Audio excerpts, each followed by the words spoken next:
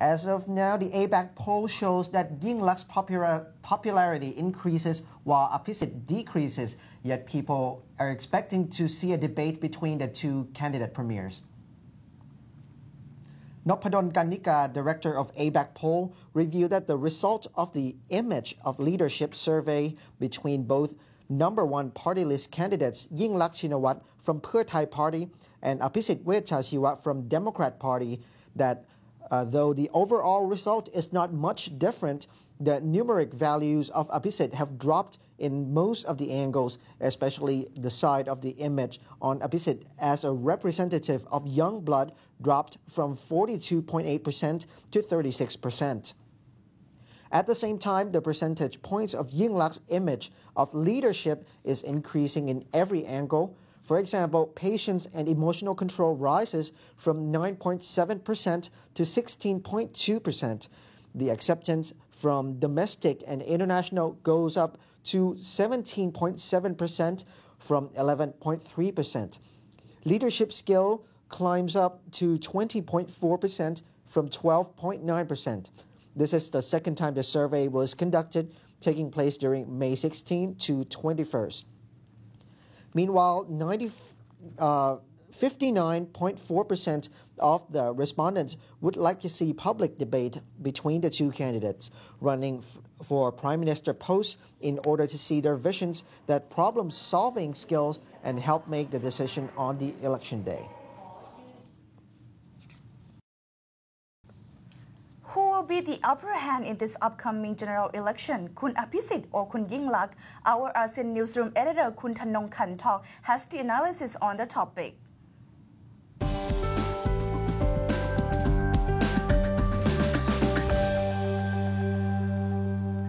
The July 3rd election reminds us of a competition between Barack Obama and Hillary Clinton during the Democratic Party nomination. In the not-so-yellow corner is Abhisit Wejchajiwa, Thailand's youngest prime minister. He now heads the Democrat Party.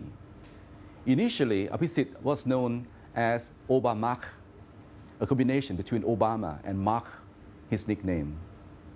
And in the red corner is Kun Yingluck Shinawatra, the sister of former Prime Minister Thaksin Shinawatra.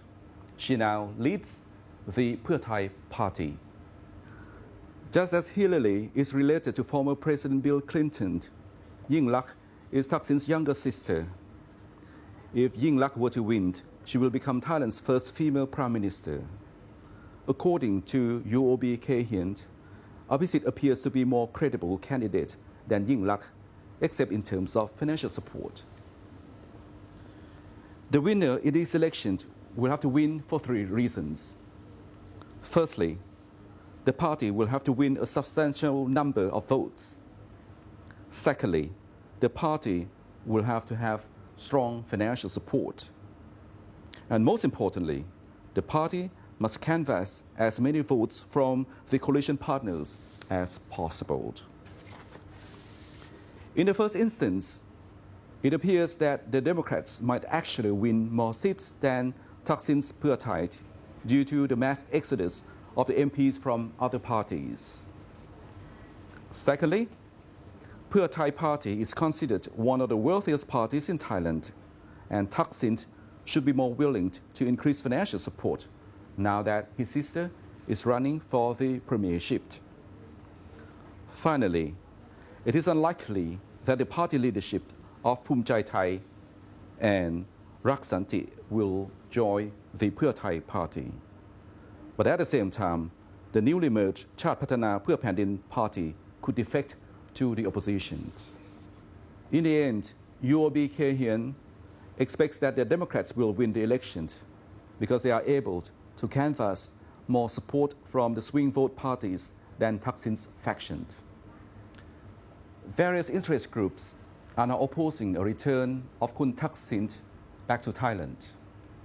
It should be noted that Kun Thaksin was ousted from power during a military coup in 2006.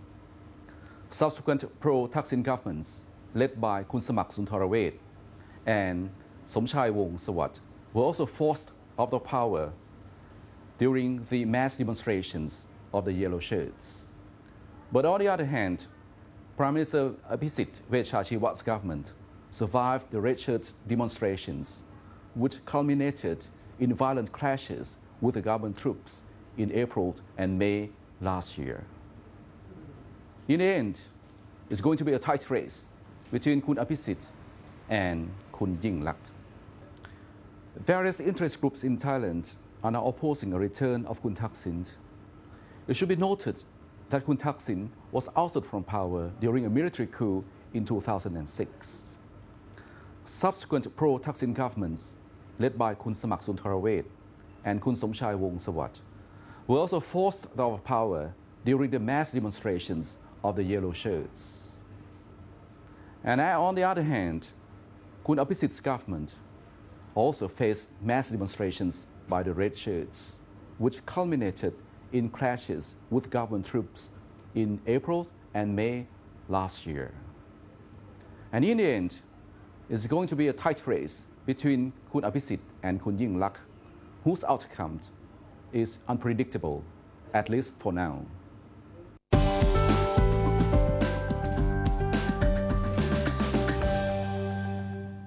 Abhisit Vejjajiwa and Yingluck Shinawatra, the country's top candidates for the Prime Minister in July 3rd election yesterday, gave voters two contrasting messages. The incumbent Premier Abhisit said he would start working on his existing and new policies from day one, while Yingluck pledged that her party would grant an amnesty to convicted politicians to pave the way for national reconciliation. Yingluck said Pheu Thai party, backed by fugitive ex-Premier Thaksin Shinawatra and the Red Shirts, would draft an amnesty bill under the stewardship of the partyless MP candidate Chalerm Yubamrung.